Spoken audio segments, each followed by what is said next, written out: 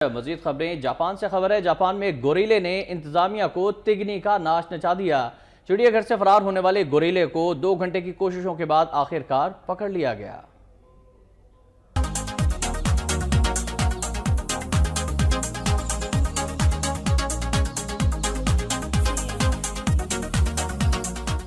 Japan के शिवाली शहर Sendai में गोरिल्ला अपने पिंजरे से निकलकर शहरी आबादी में घुस आया। फिर क्या था, इंतजामिया की तो दौड़े लग गईं। गोरिल्ले ने जब देखा कि अब उसके लिए बच निकलने का कोई रास्ता नहीं रहा और शहर में दरख्तों की भी कमी है, तो उसने अपने तजर्बे को बिजली के खंभे पर आजमाने की ठानी और एक ऊंचे पुल पर चढ़ गया।